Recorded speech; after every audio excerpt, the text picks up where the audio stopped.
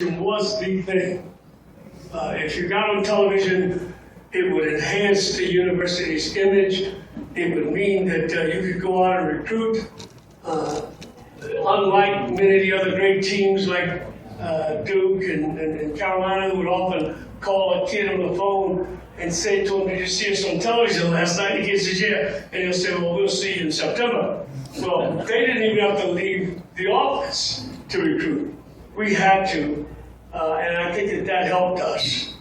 And it helped Atlantic 10, because Atlantic 10 got a TV contract, which they didn't have before because of Temple. It helped the league from the standpoint of getting entries. We were the only ones to go to the NCAA. And I can remember one year when we won the tournament, but West Virginia won the what was it? They won the regular season, and they only took us. And here I was arguing with us and trying to get them in, and they didn't take the championship team, but they took us because we had the right formula of playing the best teams in the country. And I can remember no more now winning 16 games or 17 games and getting in the NCAAs a couple of times. So it was not only strength of schedule, but win and loss record, and how well do you finish? Things were so different in those days, and we were able to manage a lot of things. Even though I could manage, one time I can remember, Dick Gregory came here to sell us some kind of a diet thing where you're supposed to get strong. And I didn't check with Dr. Moyer or the hospital or anybody, and I can remember me buying this stuff, and it was chocolate, and the guys were, every time everybody wanted a water break or a drink break or whatever, and we were practicing. I think Peter was there too, so everybody would raise their hand and guys running to the bedroom. What's going on here? And they were just going and going. I had nobody on the court. All in the bedroom. This thing was a laxative. So, Peter and Dr. Moy, they called me and said, "Wait a minute, what are you doing?" These guys weren't ready to play a game because they were going to be messing all over the floor. So, those were the days and those were the times that we had plenty of problems during that time. But things have changed, so much so that the look of our campus and to see, I was telling Dr. Theobald that, looking at this campus when I first came here, it was so much commuter, and commuters didn't really belong to things because they would come and go home. They really didn't have that attachment. Now looking at what you have here now with the dormitories, and I'm looking at lines outside the building of students standing in line coming into this fine facility here. And I'm so proud to be here, and so proud to see so many of you, and your faces are just in my heart, and the kind of contributions that you used to make even when our youngsters was going to tutoring. I remember when I told Peter, I said, "I'll come there, but I want to make sure we have a great tutoring program so we can get our guys out, they can get out and graduate." And we organized a great tutorial program, which Karen and who was on base with us from the beginning, and she's here, and we worked with our kids. And we had teachers, and I didn't like the idea of teachers working with us in tutoring because it's not what it is, it's what it looks like in terms of youngsters being successful. I didn't want the teachers. We had all kind of teachers volunteering to help with tutoring. But I remember one of our great players, coming to me and saying, "Coach, why do I have to go to tutoring? I'm an A and B student." And I think he's here now. It's Mike Maurice now. I said, "Mike, you're on the team. You got to go to tutoring." And he said, yeah, all right, okay. But one of the greatest things of all was the kind of discipline and the kind of dedication. And I've always said that discipline, in many cases, is a higher form of intelligence. And when you find youngsters being motivated to succeed, it's very easy to say to them that, I want you to do this and I want you to do that. Practicing at 4:30, 5 o'clock in the morning, it was something special to see them coming down. I can remember the newspaper people coming up, taking pictures of our guys walking in the snow. And I think we had one guy who was late in all my years. I think it was Terry Stansberry. And I mean, he got a depth of a racehorse running around. When the entire practice, he was never late again. That's discipline, if you know. But in today's basketball, with all of the changes that are taking place, and Dr. Theodore and I talked about this, we don't know where it's going. People are still running toward money. People are still running toward visibility. And the dynamics of every program is changing now. And we just don't know where it's going to end and where it's going to go.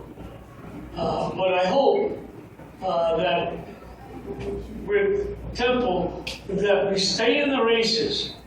And of course, our new coach has done a great job here. He's going to continue to do a great job.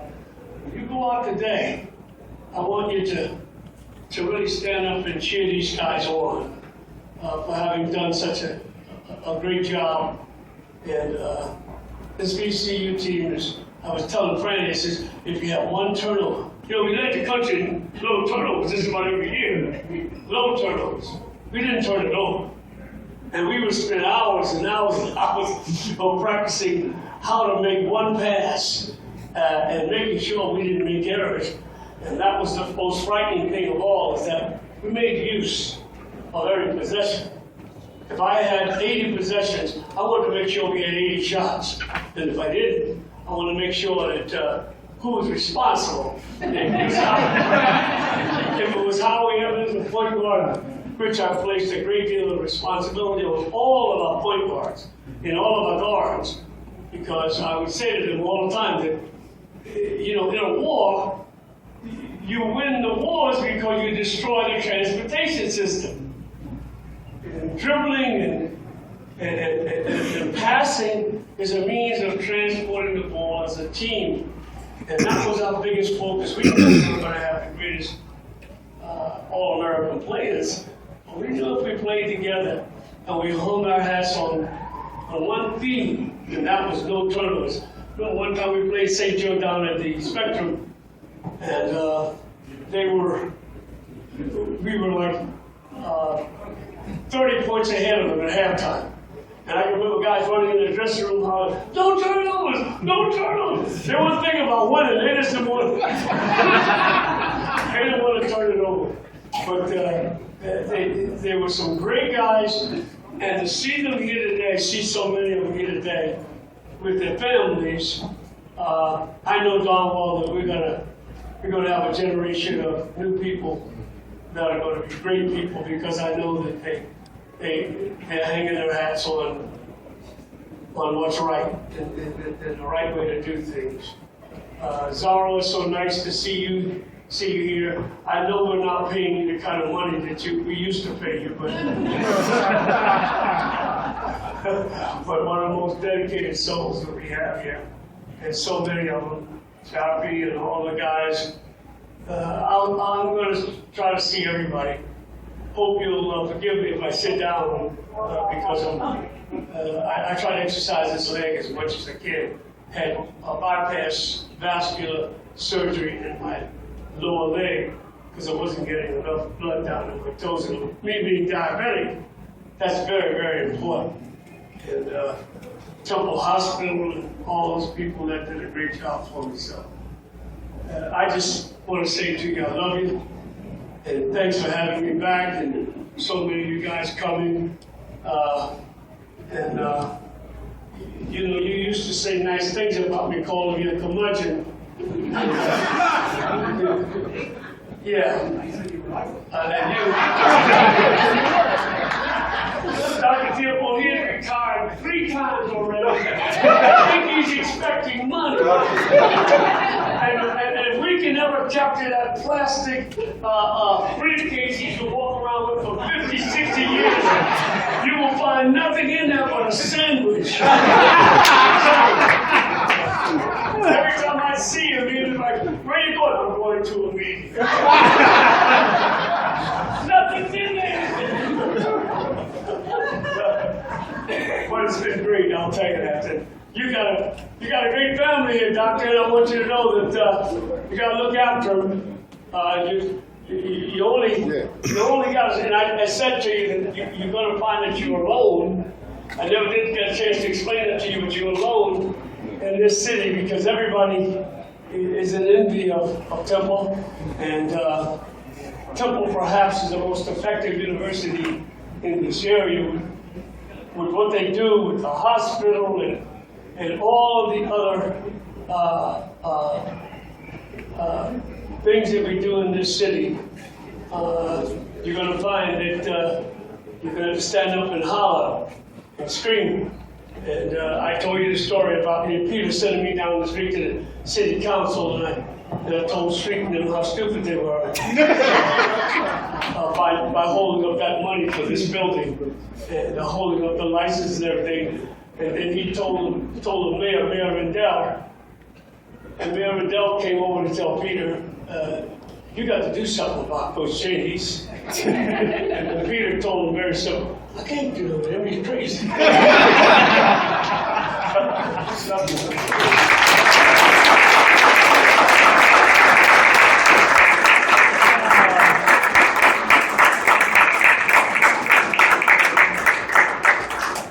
Coach, I did call you